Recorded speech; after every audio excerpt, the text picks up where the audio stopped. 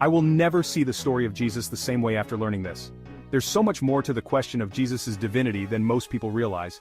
Most people miss the biggest claims he made about himself. But even more, they miss how radical those claims were in his own Jewish context. Stay with me, this is about to get deep. In first-century Judea, claiming to be God wasn't just controversial, it was considered blasphemy, punishable by death. So did Jesus really say he was God? Let's check the Bible first, but also look at the world he lived in. In John 10:30, Jesus boldly says, "I and the Father are one." In Greek, the word one here means a unity of essence, not just purpose. When he said this, the crowd tried to stone him for blasphemy. They knew exactly what he meant. In their culture, only God could claim such unity. In John 8:58, Jesus declares, "Before Abraham was, I am." That's a direct reference to God's name from Exodus, "I am who I am," the holiest name in Judaism. Even Thomas, one of his disciples, called him my Lord and my God. Jesus never corrected him. In fact, the earliest Christians used secret symbols like the fish to identify themselves as followers of the divine Christ. But what about outside the Bible? Early Roman writers like Pliny and Tacitus recorded that Christians worshipped Jesus as God, even when it meant facing brutal executions. Roman law demanded worship of the emperor, so refusing and worshipping Jesus was a dangerous act of rebellion.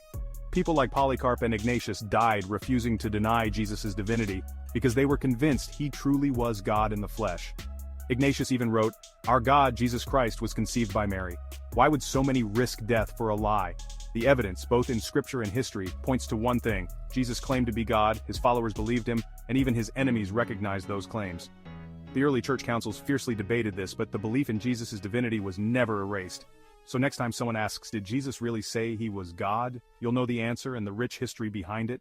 The ultimate revelation: Jesus is God, and he's still changing lives today, across cultures, continents, and centuries.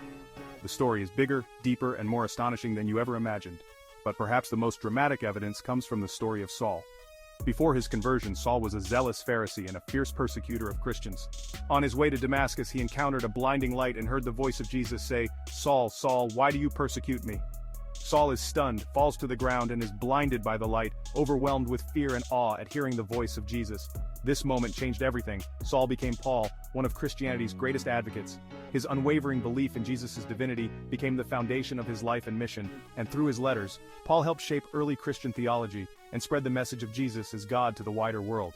His radical transformation stands as powerful evidence for the truth of Jesus' claims, showing that even the most unlikely people can be changed by encountering the risen Christ.